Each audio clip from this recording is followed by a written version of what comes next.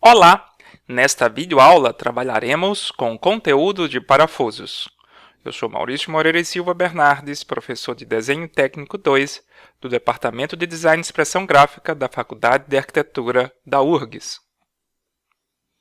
Quais são as normas que utilizaremos como referência para essa aula?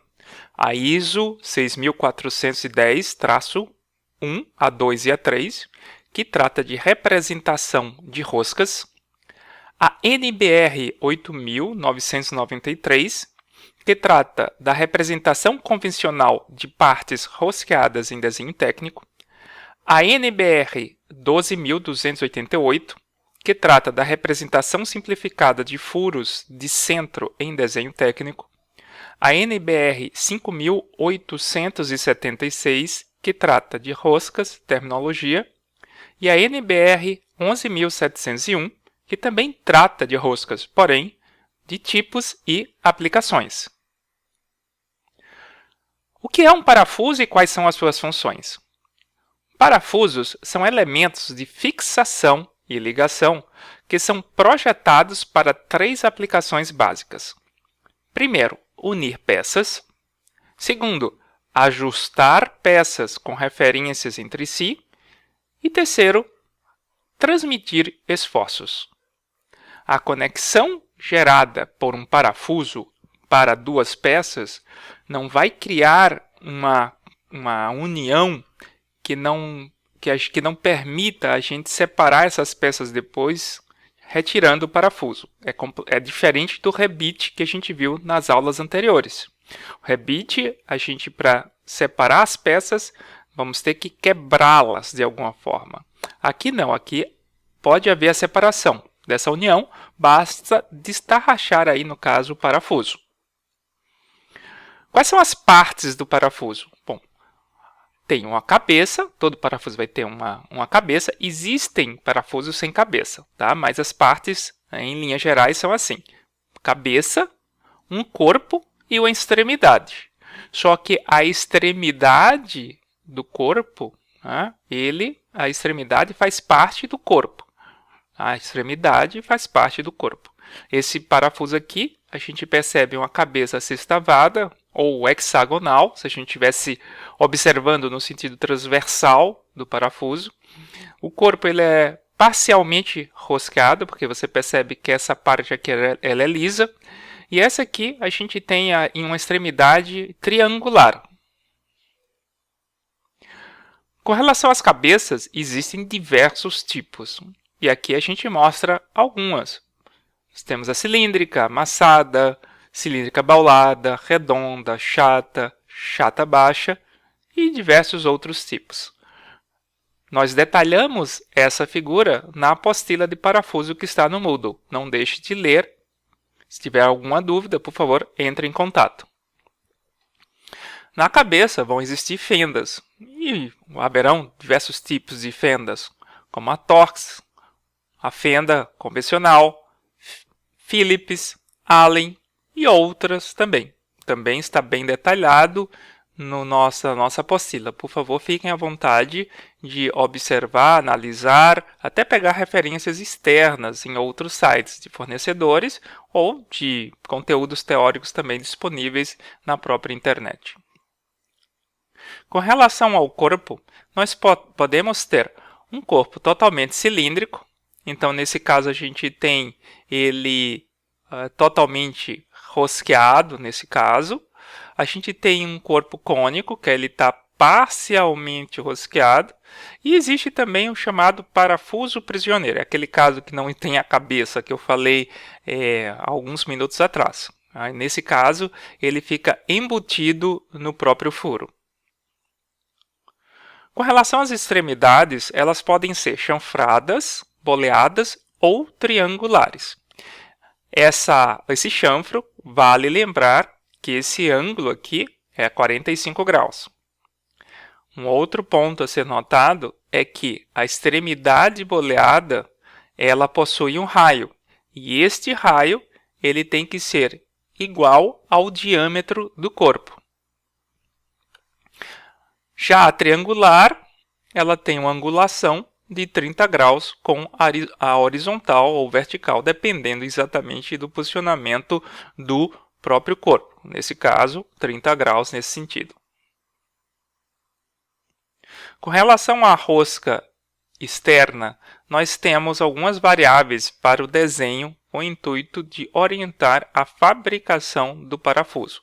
Porém, foge ao nosso escopo entrar em detalhes sobre fabricação desses elementos, uma vez que o desenho detalhado dessa forma interessa ao fabricante, não para quem vai unir peças ou construir componentes que vão precisar de parafusos.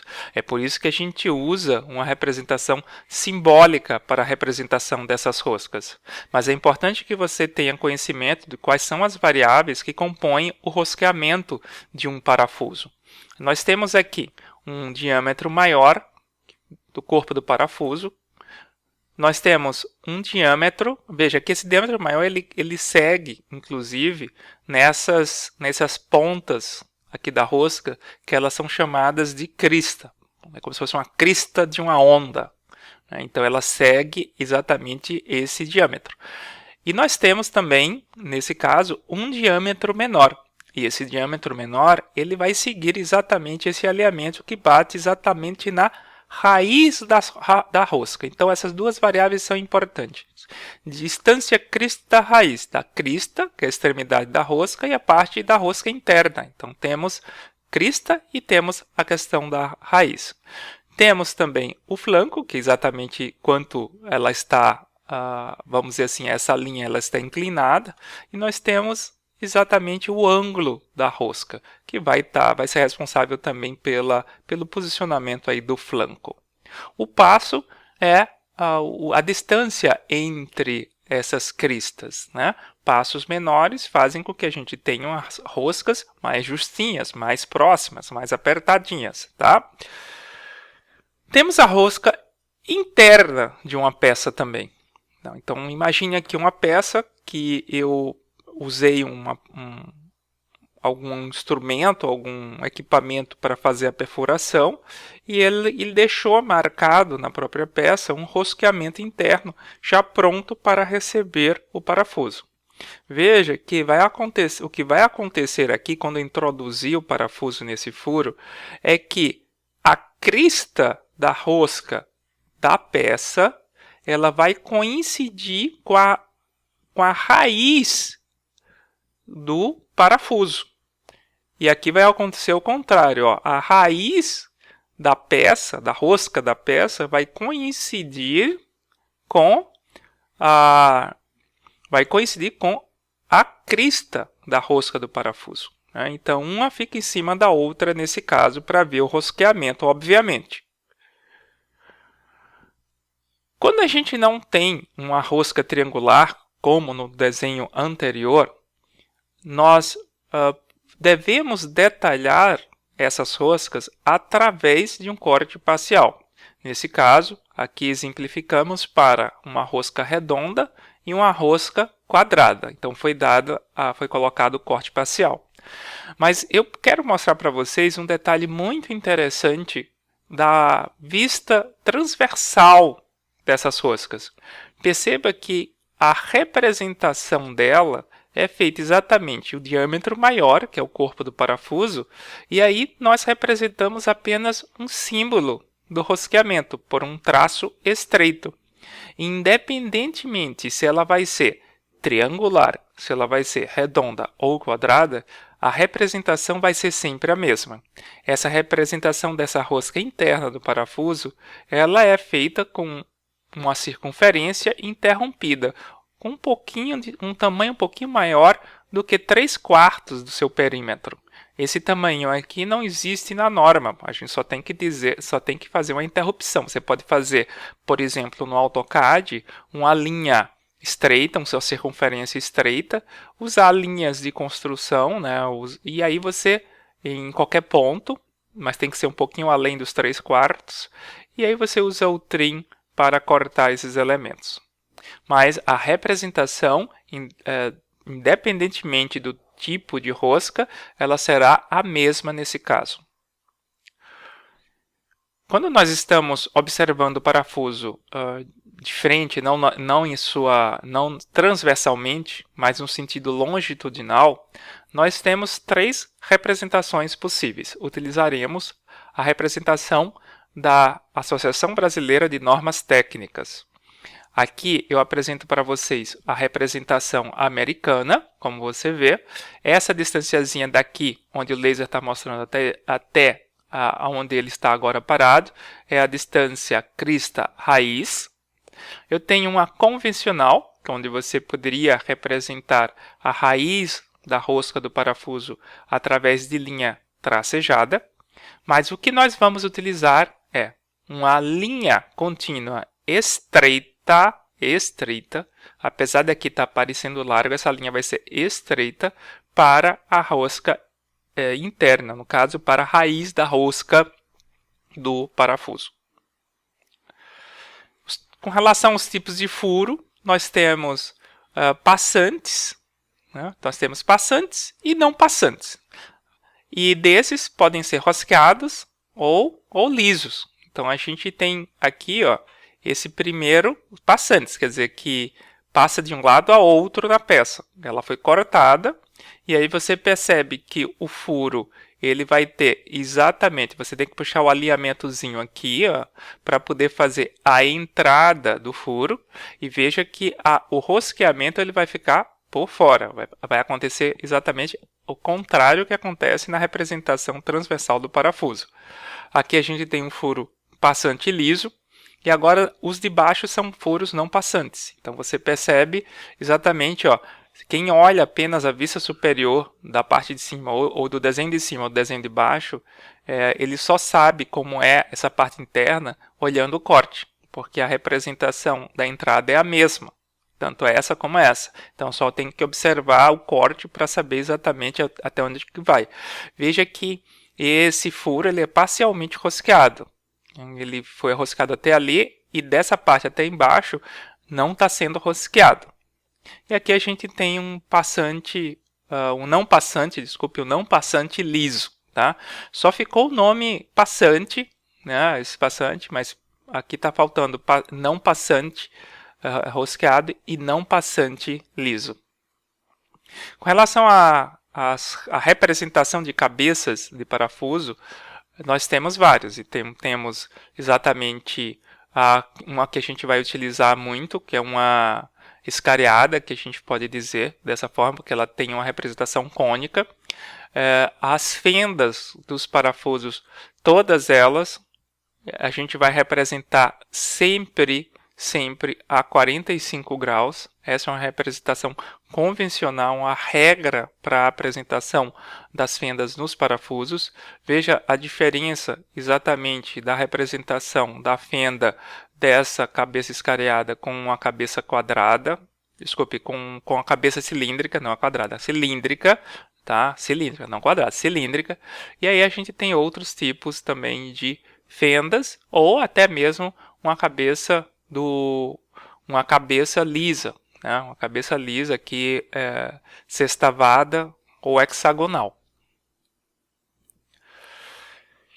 Com relação às porcas, existem alguns tipos de porcas, mais utilizadas são essa hexagonal, e temos também a porca cega ou chapéu. Nós vamos aprender a desenhar a porca hexagonal. Veja como é a sua representação. Nesse caso, é uma porca com rosca interna. Dá para perceber exatamente que ela foi escariada, que nesse caso ela foi lixada nesse canto para perder os cantos vivos.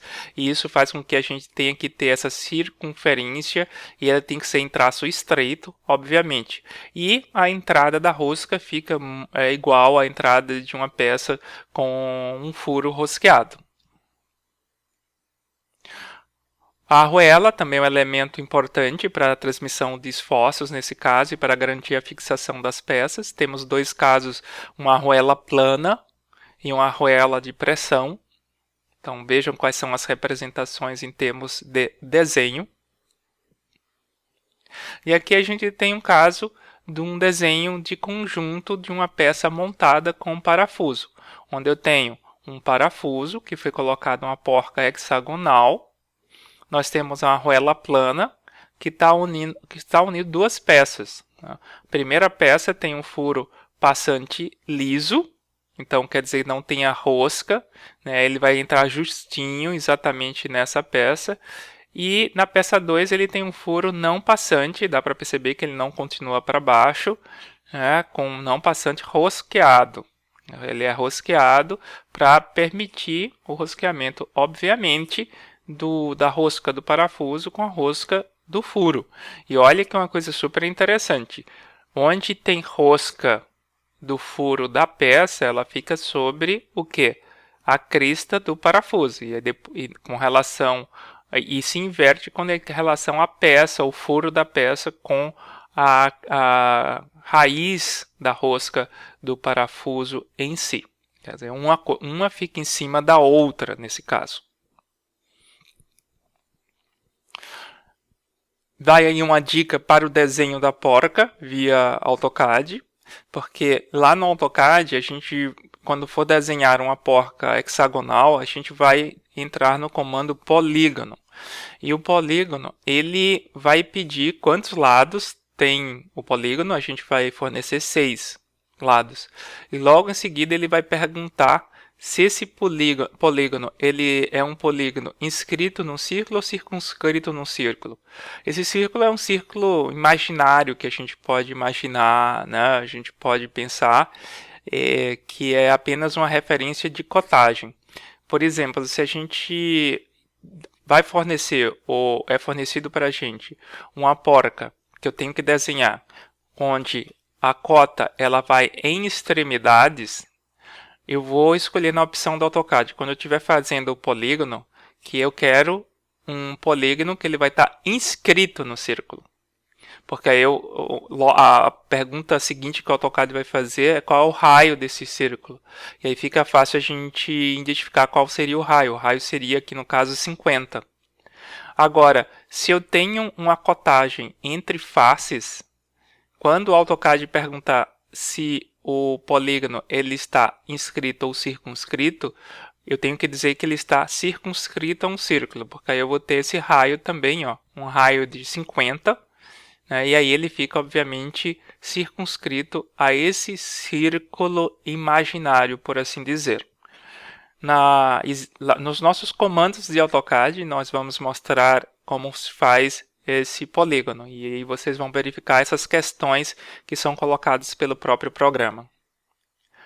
Aí vai um passo a passo de um desenho de uma porca, desde que eu tenha feito então uma porca sextavada ou hexagonal usando o comando polígono.